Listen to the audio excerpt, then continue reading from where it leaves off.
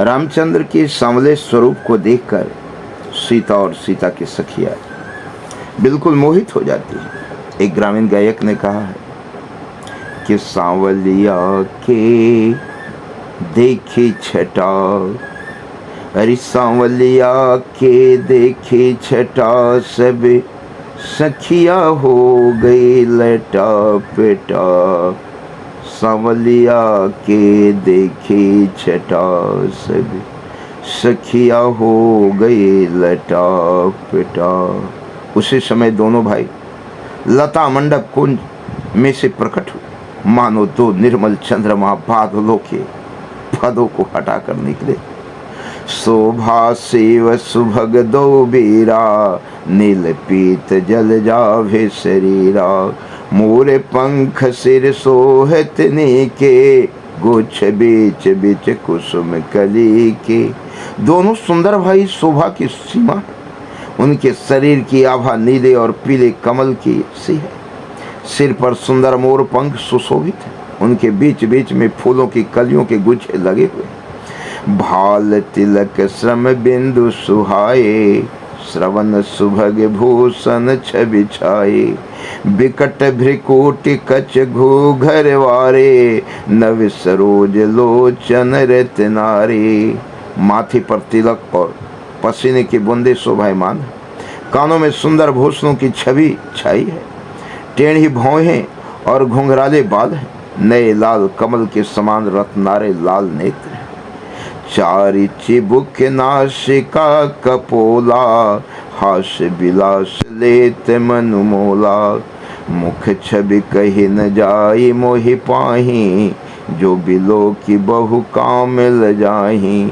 ठोड़ी नाक और गाल बड़ी सुंदर है और हंसी की शोभा मन को मोल लिए लेती है। मुख की छवि तो मुझसे कहीं ही नहीं जाती, जिसे देखकर बहुत से कामदेव लजा जाते हैं। बाबा गोस्वामी तुलसीदास कहते हैं कि जिस एक कामदेव के प्रबल बाण से सारी दुनिया मोहित हो सकती है, वो एक क्या अनेकों अनंत कामदेव भी जिनके सामने लज्जित हो जाते हैं, ऐसे भगवान अनंत शोभायमान हैं।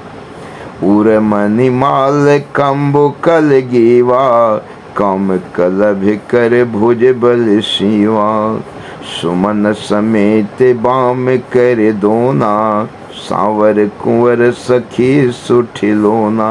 वक्ष स्थल पर मणियों की माला है, शंख के सदृश सुंदर गला है।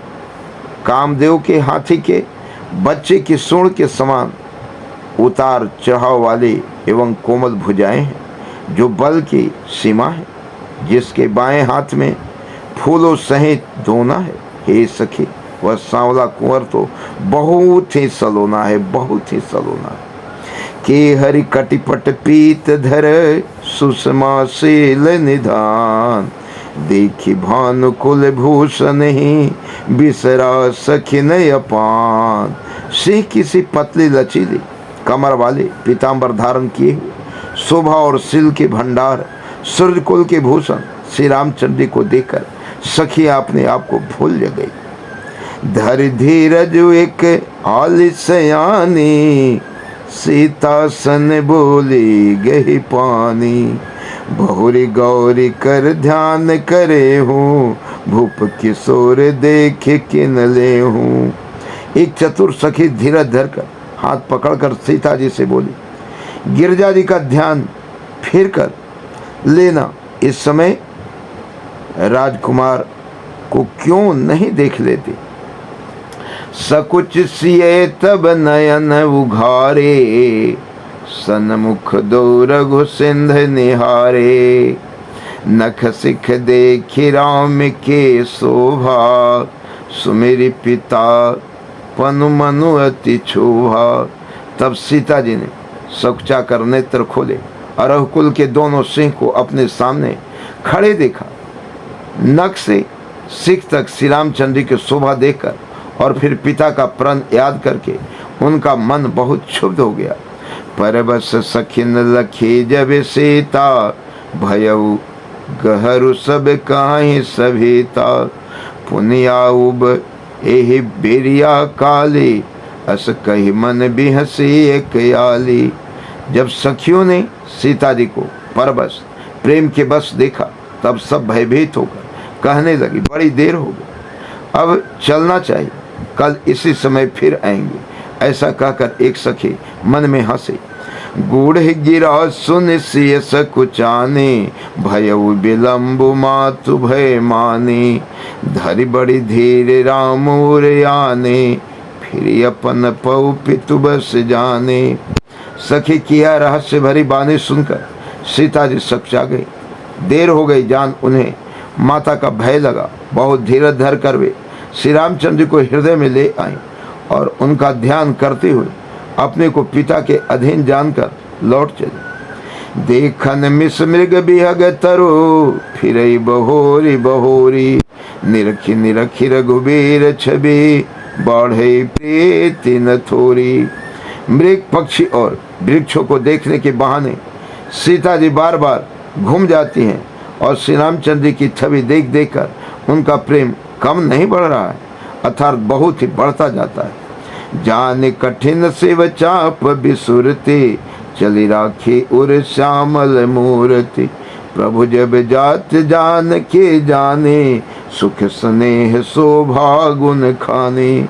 शिव जी के धनुष को कठोर जानकर वे बिसुरती मन में विलाप करते हुए हृदय में श्री रामचंद्र जी की सांवले मूर्ति को रखकर चली। शिव जी के धनुष की कठोरता का स्मरण आने से उन्हें चिंता होती थी कि ये सुकुमार श्री रघुनाथ जी उसे कैसे तोड़ेंगे।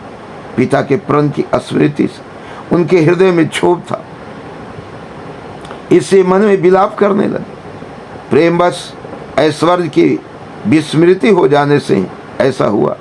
फिर भगवान के बल का स्मरण आते ही वे हर्षित हो गए और सांवली छवि को हृदय में धारण करके चले।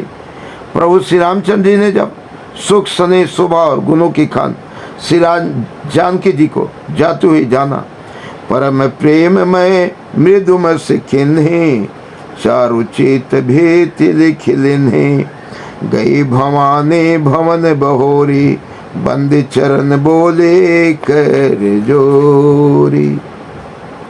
तब परम प्रेम की कोमल स्याही बनाकर उनके स्वरूप को अपने सुंदर चित्ररूपी भित्ति पर चित्रित कर दिया।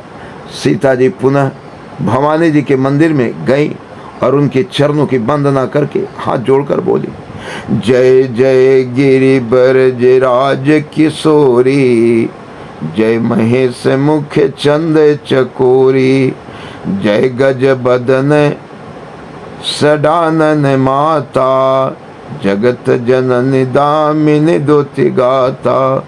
हे श्रेष्ठ पर्वतों के राजा, हिमाचल की पुत्री पार्वती, आपकी जय हो, जय हो। हे महादेव जी की मुख रूपी चंद्रमा की ओर टकटकी लगाकर देखने वाली चकोरी, आपकी जय हो। हे हाथी के मुख वाले गणेश जी और 6 मुख वाले स्वामी कार्तिक जी की माता, हे जगत जननी, हे बिजली की से कांति युक्त शरीर वाली, आपकी जय हो। नहीं तब आदि मध्य साना, अमित प्रभाव वेदु नहीं जाना, भव भव विभव पराभव कारिणी, विश्व विमोहन स्वबस विहारिणी। आपका न आदि है, न मध्य है, न अंत है। आपके असीम प्रभाव को वेद भी नहीं जानते। आप संसार को उत्पन्न, पालन और नाश करने वाली हैं, विश्व को मोहित करने वाली और स्वतंत्र रूप से विहार करने वाली है। पति देवता सुतिये महो, मातु प्रथम तविरे, महिमा अमित न सकहि कहे, सहस्र सारे दासेस। पति को इष्ट देव मानने वाली श्रेष्ठ नारियों में हे माता, आपकी प्रथम गणना है। आपकी अपार महिमा को हजारों सरस्वती और शेष भी नहीं कह सकते। सेवत तो ही सुलभ फल चारे, बरदायनी पुरारे प्यारे, देवी पूज पद कमल तुम्हारे, सुर नर मुनि सब हो ही सुखारे।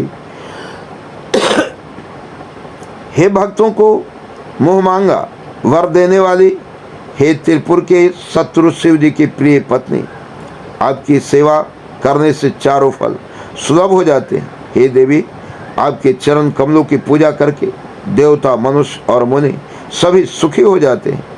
मोरे मनोरथ जान होने के, बस हो सदा और पुर सबही के, किन्हु प्रगट न कारण ते, अस कहि चरण गहे बय देहि, विनय प्रेम बस भये भवानी, खसी माल मूर्ति मुस्कानी, सादर सिए प्रसाद सिर धरेऊ, बोली गौरी हर सोही भरेऊ, सुन सिय सत्य असीस हमारी, पुजहि मन कामना तुम्हारी, नारद बचन सदा सोचि साचा, सोबरु मिलहि जाहि मनुराचा, मनु जाहि राचउ मिलहि सोबर,